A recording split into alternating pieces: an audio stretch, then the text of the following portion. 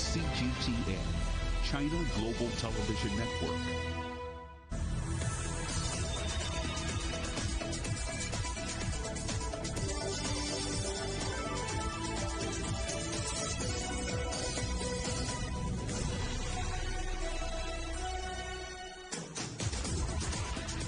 Hello and welcome to Global Business Europe, live from CGTN in London. I'm Jamie Owen. And I'm Robin Dwyer. Our top stories.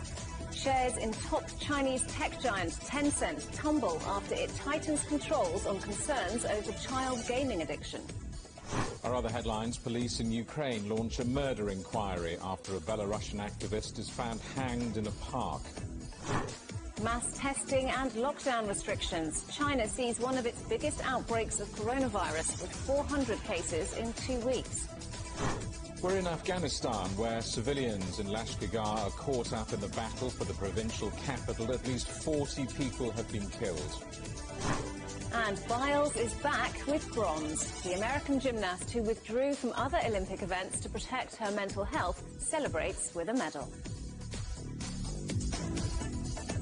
China's largest video game company, Tencent, has vowed to reduce children's access to online games. Shares of the tech giant plunged after a state media article described the games as spiritual opium and electronic drugs, urging greater protection of young people.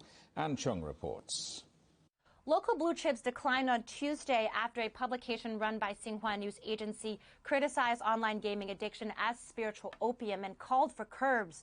Now, the Economic Information Daily had quoted a student who said his schoolmates played 8 hours a day of Honor of Kings, which is one of Tencent's most popular games. The link to the online post was removed a couple of hours later and then restored later in the day without the opium reference and with some re-edited parts. But this has heightened concerns of Beijing's tighter regulation on online gaming. So shares in Tencent, which runs the world's largest video gaming business by revenue, plummeted over 10% during early trading and losing almost $60 billion from its market capitalization. And after the online article was removed, Tencent recovered some lost ground and closed 6% lower. Meanwhile, the Hang Seng Index opened in the red, dropping as much as 461 points before reversing course as Tencent recouped and finished the day down 0.2% at 26,194. Now, other firms linked to the video game industry also weren't spared. NetEase dropped about 15% before settling at about 8% lower, while CMG Technology plummeted almost 14%. This renewed volatility comes after China's tech stocks had their worst month since the global financial crisis in July, following a regulatory campaign against tech sectors that include education, ride-hailing, and social media.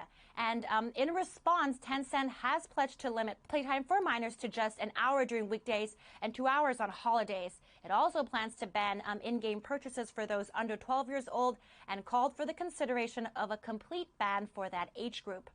Anne Chang, CGTN, Hong Kong. Well, let's talk now to Douglas Gentile, who is Professor of Psychology at Iowa State University. Thanks very much indeed for joining us today. So we've all heard of young people playing games for hours at a time. What's the effect of that? It can't be a good thing. Well, there are numerous effects. They include reduced school performance and both some mental health and physical health problems. But I think to call them opium is a little unfair, because if I gave 100 children opium, most of them would probably become addicted, whereas most children play video games and are not addicted. So I think it's a bit of a stretch to go that far. Nonetheless, we do know that the number one predictor of any addiction is access to it, and all children do have access to video games, and the more access we give, the more likely it may be a problem. But gaming can be addictive, of course. How addictive can it be? I don't know that we know how to answer that question exactly. Certainly, there are a number of children. What that number is tends to be, depending on the study, between 1% and 10% of youth gamers would classify as addicted from a clinical standpoint, which means in particular that it's damaging their school functioning, their social functioning, their family functioning, their occupational, psychological, and emotional functioning. That's what we mean by an addiction, is that it's harming other areas of their lives. And about 1% to 10% of gamers worldwide would classify as having that level of dysfunction. Is there an argument, though, that games need to be addictive to a degree for them to be exciting and for games makers, developers, to make their money? Well, I certainly think when you use the word addictive from the game maker's perspective, that's seen as a good thing because it does usually mean more money. But there are certain techniques that we know are perhaps a little more addictive than others, such as the same mechanism that works under gambling that makes it addictive by having what's called a variable reward schedule, that you might get a really big payout at some point. This is the whole argument about loot boxes that we were talking about last year. And so there are some ways of making games that are still exciting but don't have quite the same addictive potential. When it comes to children's access to gaming, is it something that would benefit from being formalised rather than it being managed by parents, for example? I tend to think parents are in the best position for this. The problem is parents often aren't able to know exactly how much time their children are gaming, especially when it becomes a problem. Children sometimes get up in the middle of the night. They set their alarm for 1 o'clock and get up to game in the middle of the night, or they do things to hide their gaming. So parents, although they're in the best position to actually help regulate it, if the gamer's having a problem, many times they found a way around the parental restrictions. Are there any, we're talking a lot about the negatives here, but are there any positives to gaming? Oh, there are many positives. Certainly the first one is entertainment. There's nothing wrong with being entertained by them. We have found in several studies, for example, that when children play pro-social games where these include themes of helping other game characters or caring about or for other game characters, the children gain in empathy and become more helpful and cooperative in the real world. So it's not that games are bad, it's that they have tremendous power to influence us, which is why we like them. If you play a game and it doesn't affect you, you call it boring. So we want to be influenced by games. We just need to be thoughtful about it so that we're maximizing the benefits while minimizing the harms. And during the pandemic, of course, more of our lives moved online. What effect has that had on the amount of gaming that people do? The correct answer is we don't really yet know. There was one study that came out of Germany that showed that children's screen time basically doubled during the pandemic. And what part of it changed depended on what the age of the child was. The older children, and certainly the boys, the gaming went way up. So again, this comes back to the issue of access. The more experience and exposure that you have, the more likely it is that it could become a problem. Douglas Gentile, thanks very much indeed for joining us on the programme today. My pleasure. The Chinese city of Wuhan, where the first coronavirus outbreak was reported, is testing its 11 million residents after 7 cases were identified. Wuhan is just one of several cities in China conducting citywide testing as the country tries to contain the spread of the Delta variant. More than 400 people have been infected since July after the variant was detected at an airport. We have decided to quickly conduct nucleic acid testing for all residents in our city to comprehensively screen out cases and asymptomatic infections, prevent a rebound of the virus, and create a safe, reassuring, healthy and orderly production and living environment in the city. Alibaba has announced a 50% increase in share buyback plans as it unveiled mixed first-quarter results. The Chinese online shopping giant beat earnings estimates, but revenues were lower than expected.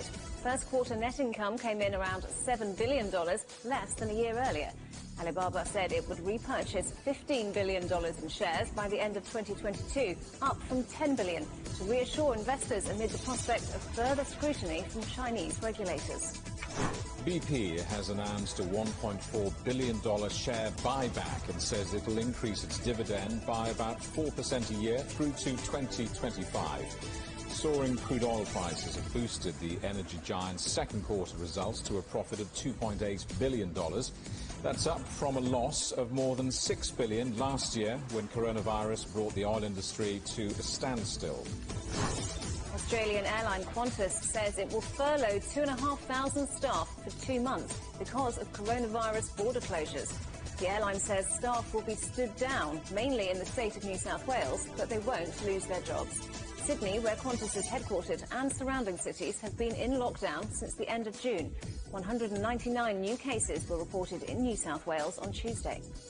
Twitter is working with news agencies, the Associated Press and Reuters to combat misinformation. The company says the two news agencies will help provide more authoritative information, especially when facts are in dispute. Earlier this year, Twitter launched a program called Birdwatch, asking its users to help identify and fact-check misleading tweets. The death of a prominent Belarus activist exiled in Ukraine may be a crime. That's the view of Belarus opposition leader Svetlana Tikhanovskaya, who spoke after meeting Britain's Prime Minister Boris Johnson in London. Vitaly Shishkov was found hanging in a forest in Ukraine. His death comes amid increased tension between Belarus and the West. Our correspondent Nicole Johnson joins us from Britain's Houses of Parliament. Nicole, tell us more about this meeting at Downing Street today.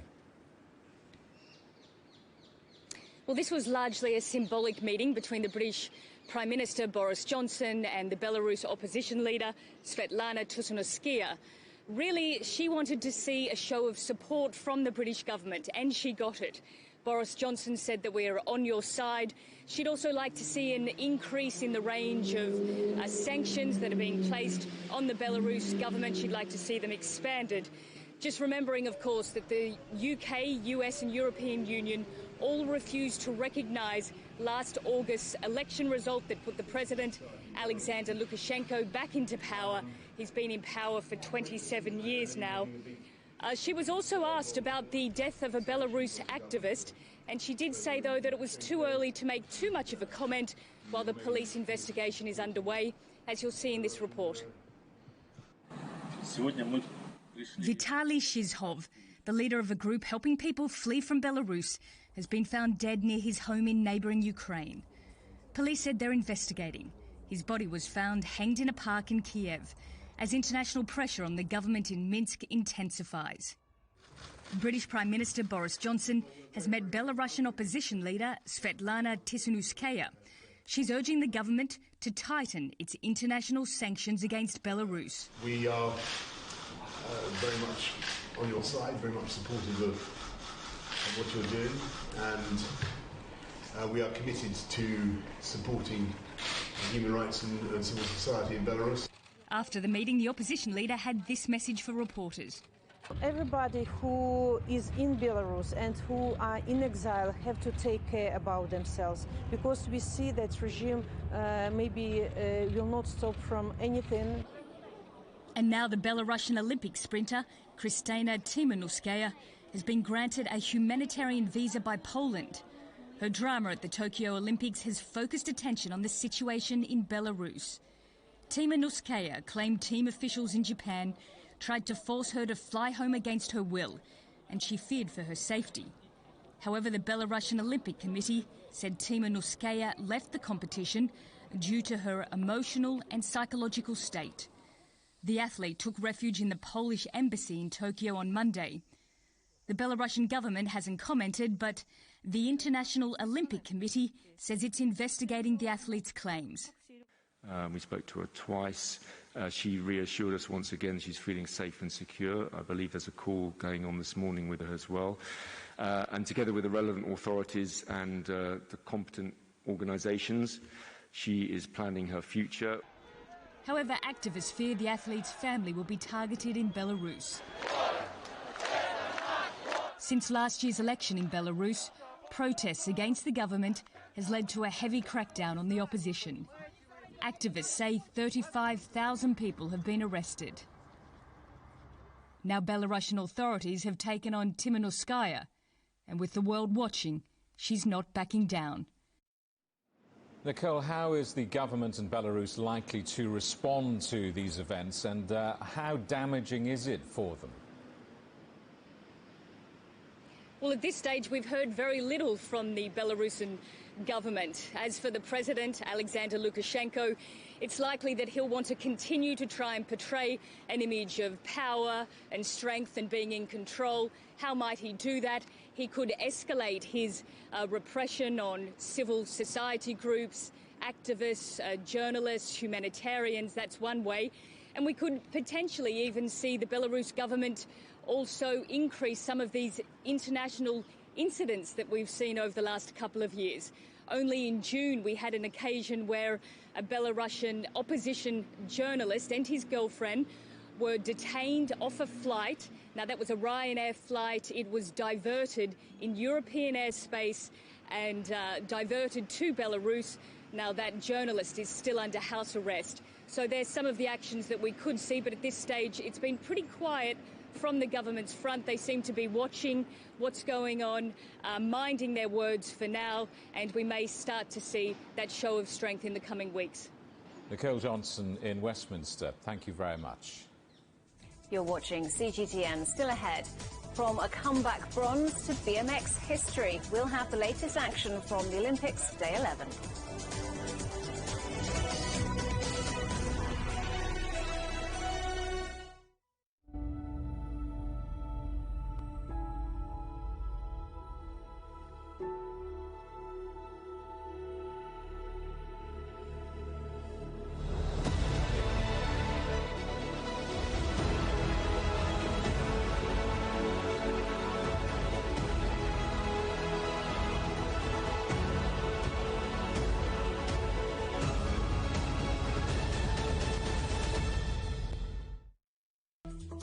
Search CGTN Europe wherever you get your podcasts to subscribe to The Agenda podcast. The Agenda with me, Stephen Cole, always gets to the heart of the story. Just subscribe today and listen now. Covering the world from 4 continents.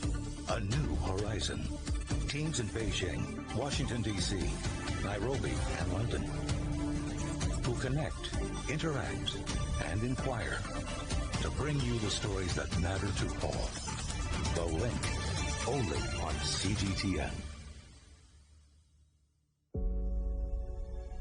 Facing the unknown is always difficult. In a world in turmoil, it's easy to lose orientation. But when the storms come, we have to see the possibilities. Reinvent. Find new opportunities. Discover a path forward. CGTN. See the difference.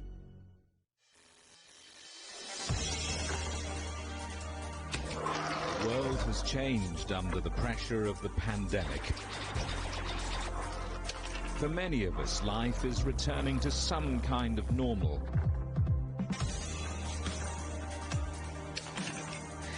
As we're adapting to changes in all of our lives, let Global Business Europe be your guide to the new normal. Join us weekdays on CGTN.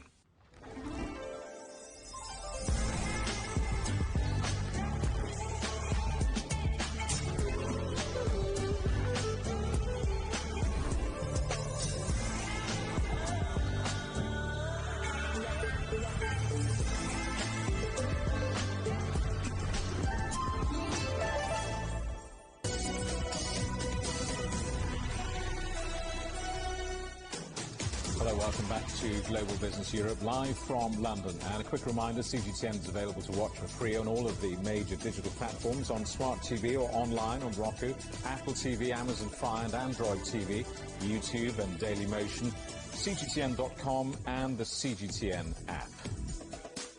The International Monetary Fund has given the go-ahead to distribute billions of dollars in reserve funds to boost the finances of low and high-income countries struggling as a result of the pandemic. The reserve assets, which are known as special drawing rights, will become available to countries on the 23rd of August. So exactly how much money are we talking about? Well, IMF members are set to receive a record $650 billion to help with mounting debt. The last time the IMF released reserve assets was in 2009, when member countries received $250 billion to help ease the global financial crisis. The lion's share, around 58%, or $375 billion of the latest reserve funds, will go to the world's 20 largest economies. The rest is destined for developing and low-income countries. Well, let's talk now to CGTN's Ross Cullen, who is in Paris. So, Ross, what does the IMF say about its decision? Well, hi, Robin. Before we get into what they say, there's quite a lot of technical financial language involved in this announcement. So SDRs, these special drawing rights, they're not currency. They are an international financial asset that can be exchanged for currency, and not every currency is involved, just the 5 selected by the International Monetary Fund. The US dollar, you can exchange it for euro, you can exchange it for Chinese renminbi, Japanese yen, or the British pound as well. And we did hear from the director of the International Monetary Fund, Kristalina Georgieva, the Bulgarian economist, and she was saying that this is a historic decision. She said it's a shot in the arm for the global economy at a time of unprecedented crisis. The fact it's unprecedented links you to what you were saying earlier. This is not something that happens annually. It's not a yearly allocation from the International Monetary Fund. It happens at times of particular stress for the global economy, such as the 2009 global financial crisis and the 2020 and ongoing response to the pandemic affecting everybody. She was saying that this decision will particularly help our most vulnerable countries struggling to cope with the impact of the COVID-19 crisis. So, Ross, you mentioned the most vulnerable countries. So who is going to benefit the most from this?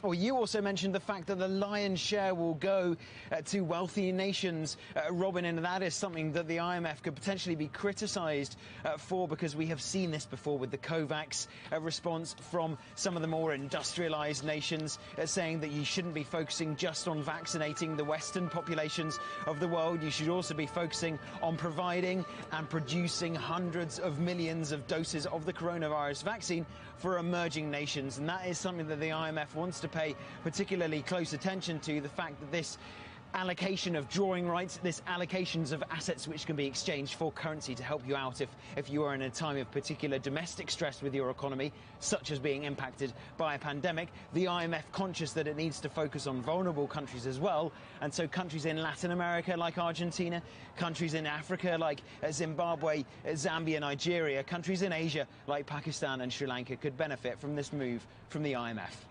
Ross Cullen, thanks very much. Portugal, Luxembourg and Belgium will get their hands on cash from the EU COVID Recovery Fund, part of a huge programme to get the EU back on its feet. But Poland is having to wait a little longer amid a continuing row over judicial independence and adherence to EU laws. Well, let's talk to our correspondent Tony Waterman in Brussels. Tony, welcome help for Luxembourg, Portugal and Belgium, but still not Poland. What's going on here? Yeah, Jamie, this is the pre-financing that these approved countries are entitled to, 13% of the entire amount that they have requested. So for a country like Belgium, this is just shy of $1 billion that was transferred into the bank account today that it can start using towards its recovery from this pandemic. But as you mentioned, Poland still going to have to wait a bit longer because it submitted its plan to the European Commission on May 3rd, requesting $42.5 billion in recovery funds, both in loans and in grants. But 2 deadlines have now lapsed and no decision has yet to be made. According to reports, Brussels has concerns that there are not enough safeguards against corruption in place. But Warsaw says that, there's a skeleton crew in Brussels over the summer, and this is why there has been a delay. A spokesperson for the Commission, though, today, not saying whether a new deadline has yet to be set, but saying that they are working very closely with the Polish government to make sure that all of their questions are answered, that they have all of the information at their disposal to conclude their assessment and make a decision. We've seen media reports warning that Poland and Hungary could end up quitting the EU. I mean, is that really likely? Is that a possibility? Well, Jamie, I guess after Brexit, anything is really possible, but it seems at this point in time to be very unlikely. Both Poland and Hungary benefit greatly for being part of the union. Just in this recovery plan, both of them stand to get billions and billions of dollars in grants, money that they will never have to pay back. And remaining in the EU is still very, very popular among the public. The issue that Brussels is really facing right now with Poland and Hungary has to do with values. values. There seems to be a values divide that is taking place. They're at loggerheads over LGBTQI rights. There has been a crackdown on NGOs, on independent think tanks, on independent judiciary systems, rolling back just in Poland alone of abortion rights. And Brussels wants to stand up to Poland and Hungary for this backsliding on democracy as they see it. They have launched infringements against both of those countries, legal action against them. And they're also trying to, going forward, tie EU funding, all of these billions and billions of dollars that they give out, to maintaining the rule of law. But the problem there, or the potential danger there, is that the more they push, the more legal proceedings that they file could push these countries, which both have populist leaders in place at the moment, further to the fringes. But if Brussels does not stand up for European values, which are the foundation of the bloc, then there could be pushback and backlash from the members on the other side of the spectrum. So they're really in a position right now that is very delicate, because it seems as if no matter what decision they make, there could be a potential backlash to that. Tony Waterman in Brussels, thank you very much. The pandemic is causing many to look at new work opportunities, and a group of monks in a remote corner of Finland is no exception. They previously made their money from tourism and from hosting spiritual retreats, but COVID has seen them turning instead to forestry. The Christian brothers are keeping busy felling trees and planting new ones. More on the story at europe.cgtn.com. Mid-year results are in for car maker BMW, which has posted a larger-than-expected profit of $5.7 billion. The company says the rest of this year should follow the same trend, even with a shortage of semiconductor chips and raw materials. Ryan Thompson reports now from Frankfurt. BMW says 2021 profits will be even higher than expected following a strong second quarter result that was released on Tuesday. The German automaker took in a profit of $5.7 billion, much of that boosted by strong sales and a competitive price market. At this point last year, the company was struggling, desperately looking to make up for a $250 million loss, which was caused by COVID-19. But the pandemic has had some positive effects in the long run, notably a near historic demand in car buying. BMW's results follow other German rivals, Volkswagen and Daimler, who both posted big profits for the first half of the year. All three of these automakers are warning, though, that the global chip shortage will dent results, especially in the next few months, when these brands will really start to feel a supply crunch. BMW executives say they expect a resolution to the chip shortage by the end of the year, but they've also been less affected compared to some other European automakers. And in a note to investors, BMW reaffirmed that it is focused on the electrification of its entire brand and will meet European Commission goals for 2035, which would ban fossil fuel cars. So far, 2 new electric models are planned for debut before the end of the year. Ryan Thompson, CGTN, Frankfurt. Now, if you're planning a building project, perhaps a new bathroom, kitchen or backyard makeover, you may be in for a long delay. A global shortage of building and construction materials, sand, cement, timber and copper, and a labour shortage of truck drivers and distribution staff is causing slowdowns around the world. Noble Francis is Economics Director at the Construction Products Association and says it's a perfect storm. It's a situation where demand has recovered incredibly sharply from the initial lockdown in Q2 last year. We've seen construction output recover to pre-COVID levels. In some sectors of construction, activity is double-digit higher than it was pre-COVID. So that's on the positive side of things. But on the negative side of things, we have this perfect storm, which is hitting on the supply side. We have workers having to isolate due to COVID infections of their co-workers. That's on site in manufacturing facilities, in builders merchants. We also have a situation where there's serious issues around the availability and the cost of some construction products. The primary impacts are on imported construction products, because it's not just UK construction that's recovered very sharply, but it's global construction. And as a consequence, we've seen double, sometimes triple-digit cost rises in timber, in copper and steel, in plastics and polymers, which are used for piping, but also packaging for all other construction products.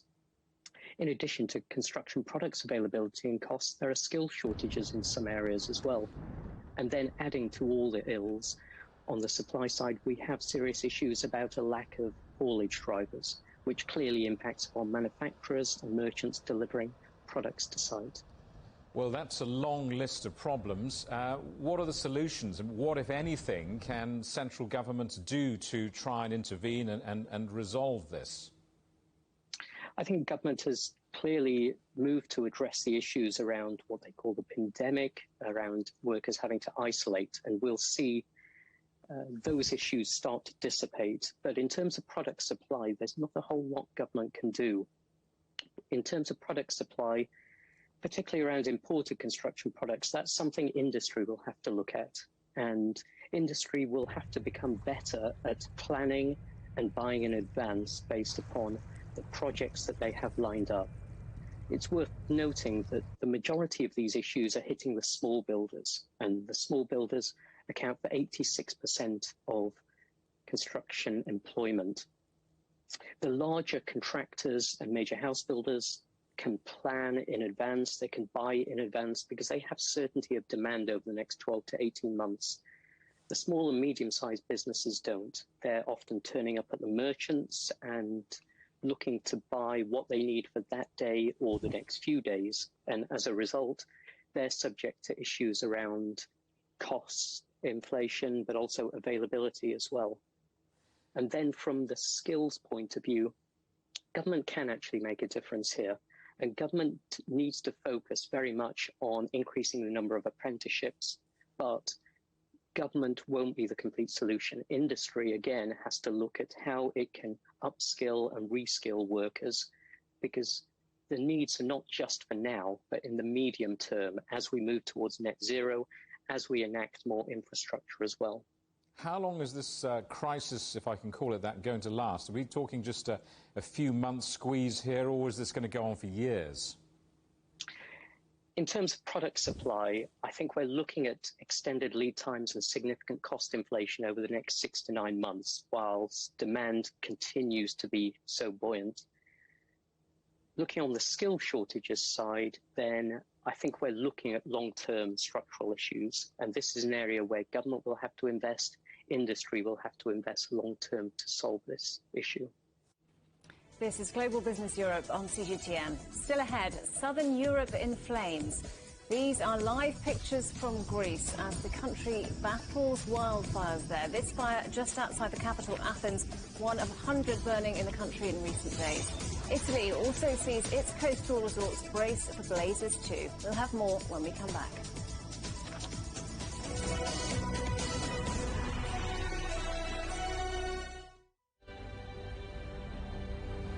The EU's digital COVID certificate, which offers the promise of unlocking hassle-free travel around Europe this summer. In less than 2 weeks' time, the Czech border will also open to all EU and Serbian citizens. 4.4 million Hungarians received their first dose of COVID vaccine. 18 and over can receive a COVID-19 vaccination, but it does come with conditions. Third wave will probably take longer to emerge. This vaccination centre is part of a massive effort to try and drive down the numbers of the new variant that was first identified in India.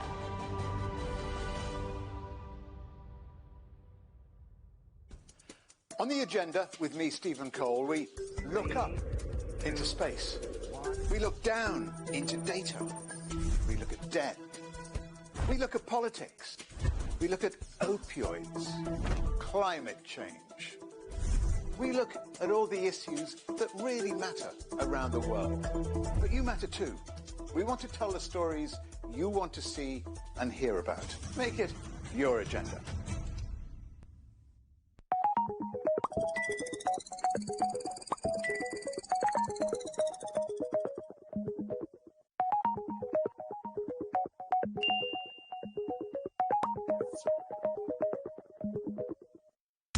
Roger, Ricky, last clear. we can try out the wild and crazy ideas. Nothing can stop an idea whose time is coming. This idea is coming. I actually feel quite comfortable in isolation. We should all be very basic when we're trying to save the world. Oh, no. We hope it will happen. We have to live in hope. The agreement is signed. But what is the real deal now the UK has left the EU? For trade, for business, for the city, for ordinary people. Make sense of Brexit with CGTN.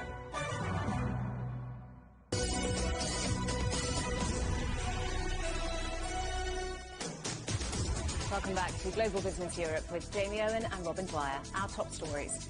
Shares in top Chinese tech giant Tencent tumble after it tightens controls on concerns over child gaming addiction. Our other headlines: police in Ukraine launch a murder inquiry after a Belarusian activist is found hanged in a park. And mass testing and lockdown restrictions. China sees one of its biggest outbreaks of coronavirus with 400 cases in 2 weeks. The United Nations says 40 civilians have been killed and over 100 injured in the last 24 hours in Afghanistan as government and Taliban forces battle over 3 key provincial capitals. The most intense fighting is reported at Lashkargah in the southern province of Helmand. Sultan Faizi reports now from Kabul.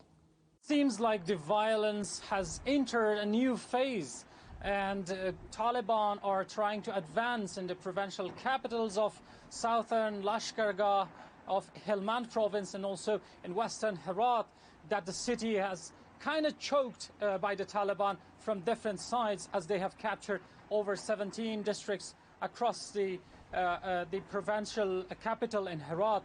It seems like there are a lot of casualties, a lot of displacement, and a lot of crisis going on in those specific areas. Especially, we have been hearing a lot about the airstrikes, about the ground operations, and also about the advance of the Taliban, that they have been able to capture more territory inside the city, and intersections and squares and some government buildings have been seized by the Taliban. It shows quite a dramatic situation that the Afghan government is also trying to resist and fight even into the cities that actually have been defended by the Afghan special forces or Afghan security forces. It seems like the effect of these battles, especially in the cities, have actually raised more the humanitarian crisis, as today Minister of Foreign Affairs Hanif Atmar's addressing the regional countries' diplomats mentioned the outrage of the violence and stated that over 10,000 fighters have entered Afghan territory with a coordination of terrorist groups, and also more than 300,000 people internally displaced, and 3,000 people in the recent months have been killed, and the situation getting deteriorated because over 200 districts in Afghanistan are lacking public services.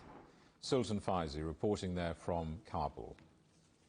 The United Nations is warning of a worsening humanitarian catastrophe in the war-torn Tigray region of Ethiopia. UN Under-Secretary General for Humanitarian Affairs Martin Griffiths is currently touring Tigray and other parts of Ethiopia. Well, our correspondent Giram Challa is in Addis Ababa. So, Giram, tell us about the UN envoy's visit.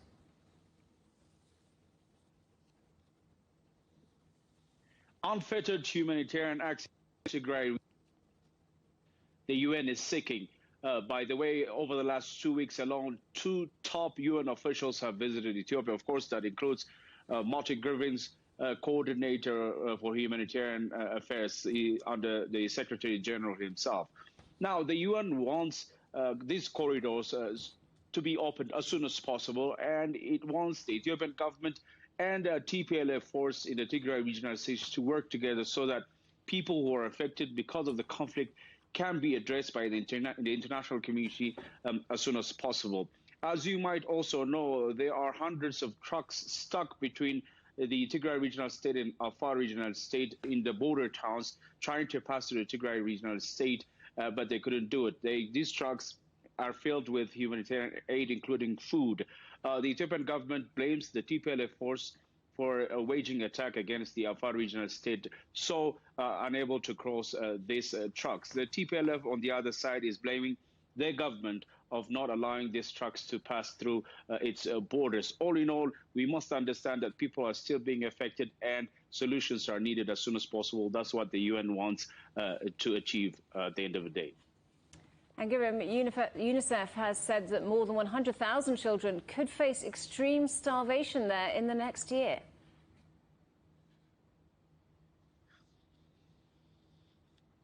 Absolutely. The report by the UN, again, tells a gruesome story. As we understand, when war of such sort come in any part of the world, it's women and children affected. And in the Tigray regional state, it's not a different story. So many children are affected because of food shortage and malnutrition at the same time. And these needs emergency attention from the international community. The Ethiopian government is saying that it is trying to solve the problem, but still the solution is far away from where anyone can see. Children are dying because of these malnutrition problems. But we hope to see that in the next few days, after the visit of these two UN officials, solutions can be found. Otherwise, a human catastrophe can be seen in that regional state. Giram Chala in Addis Ababa, thanks very much. The Pentagon has been placed on lockdown after a number of gunshots were fired at a nearby metro station.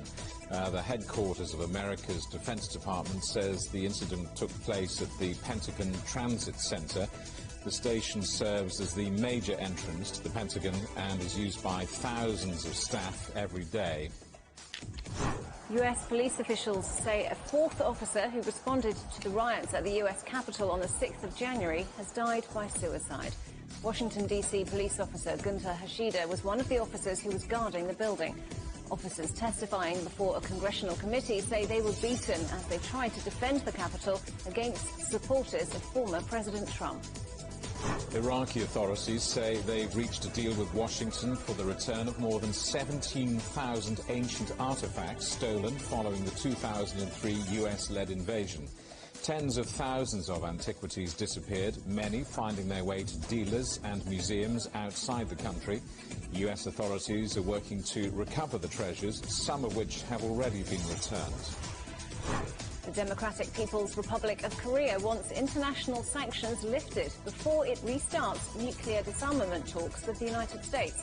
South Korean lawmakers say Pyongyang is demanding the easing of sanctions, banning metal exports and imports of refined fuel and other essentials. The UN Security Council has imposed sanctions on the DPRK for pursuing its nuclear and ballistic missile programs. Dozens of homes outside Jerusalem have been evacuated after a wildfire broke out in a nearby forest. Officials say despite the ongoing heat wave, the blaze is thought to have been caused by human action, but it's unclear yet if it was deliberate.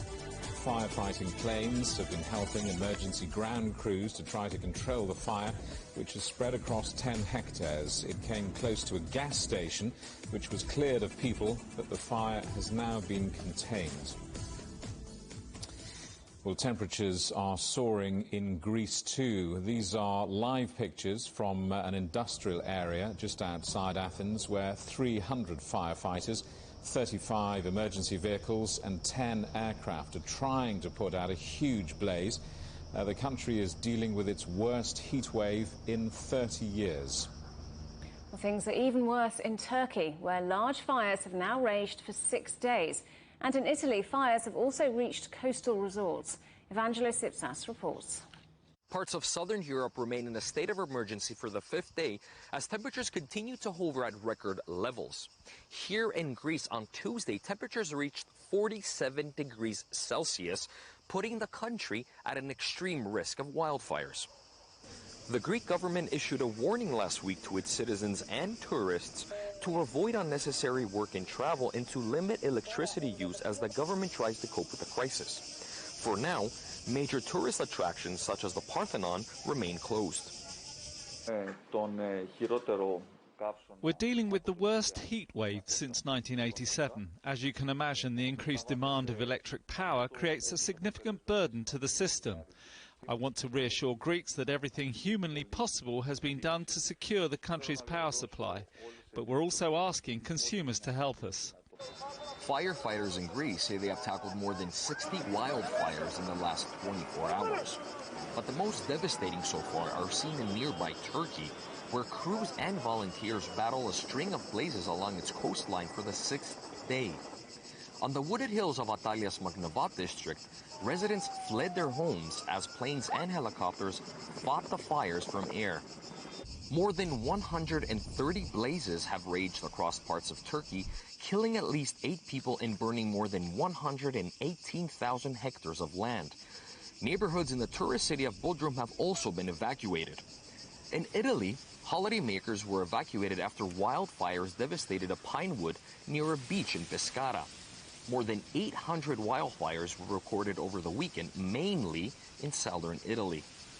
Europe's southern Mediterranean coast is famous for its high summer temperatures, which draws the tourists. It's an area that is used to dealing with wildfires, but not at this scale. Authorities say that the number of fires that are recorded this year are the highest on record, blaming climate change for creating the deadly conditions. Evangelos Sipsas for CGTN, Athens, Greece. You're watching CGTN. Still ahead. To get here and to get this is all worth it. The former chef turned champion. We speak to the BMX Olympic gold medalist making history in Tokyo.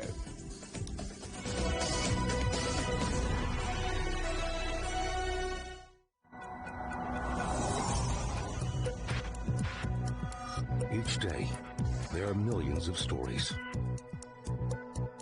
Each one can open new perspectives, new possibilities. Wherever you look, we are there. To see, discover, explore. We put the pieces together to find what really matters to you, all around the world, all around the clock.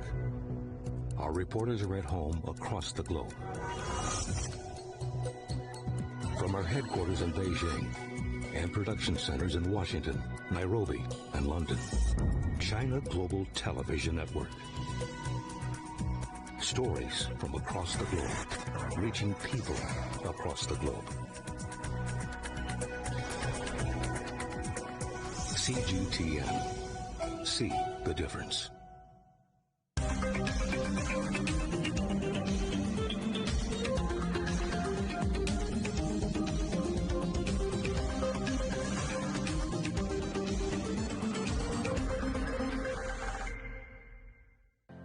Mari, what would you say is a good question? Stephen, I'd say it's one where there's always more than one answer. The Answers Project is a new podcast series from CGTN Europe. With me, Stephen Cole. And me, Mari Beveridge. In each episode, we'll take a complex question. And with the help of some of the world's foremost experts, shine light on some of the answers. So join us for The Answers Project. Available wherever you get your podcasts.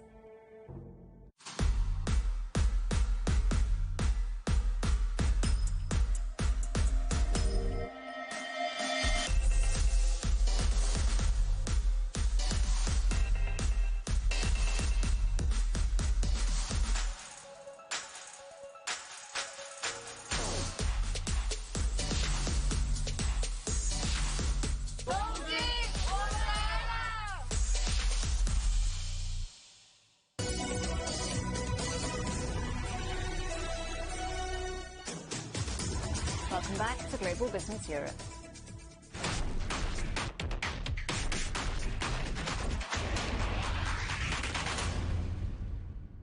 China's lead continues to widen at the Tokyo 2020 Olympic Games with 32 gold medals, ahead of the United States, which lies in second place with 24. Japan, Australia and the Russian Olympic Committee make up the top 5. But away from the medal excitement, there are growing concerns about rising COVID cases in the Japanese capital. From Tokyo, John Matthews. I think the biggest story today for sure is from the women's balance beam finals. Now, China's Guan Qianqian and Tang Xijing grabbed gold and silver, with U.S.-based Simone Biles in the bronze coming back to the podium, returning for her final performance after dropping out of 4 of 5 individual finals and 1 team final last Tuesday, citing mental health issues. Now, it does answer some questions about her ability, the will she, won't she questions, and it suggests she'll still be very active in her career going ahead. Well, to bring the topic of mental health, I think it should be talked about a lot more, especially with athletes, because I know some of us are going through the same things and we're always told to push through it, but we're all a little bit older now and we could kind of speak for ourselves. But at the end of the day, we're not just entertainment, we're humans, and there are things going on behind the scenes that we're also trying to juggle with as well. Now, watching the performance myself, the entire podium, top to bottom, was outstanding. It was a very tight match, all within 2/3 of a point from gold to bronze. By the way, worth mentioning, China also grabbed the men's gold in the balance beam final as well, with China having the top spots on both sides of the event. Now, China is also dominating in the pool still with yet another gold and silver from the springboard on the diving side. Chinese women's table tennis doubles has also taken Singapore in 3 straight sets. They will advance to the semifinals against Germany. The winner there will take on host country Japan. Japan, by the way, has broken its gold stall with 2 golds on Tuesday in boxing and the horizontal bar. It would be the 2nd gold on the horizontal bar, or in gymnastics rather, for rising star 19-year-old Daiki Hashimoto. Now, after the drinking party on Friday, you may recall, an Australian committee insider, a chef attending the team, has now claimed there were Australians involved in some of the drinking and that they may have punched a hole in a wall at the village, the athletes' village. Now, the IOC says separately it has reached an agreement with an unnamed Olympic committee, Australian or not, we're not sure, to send delegates home.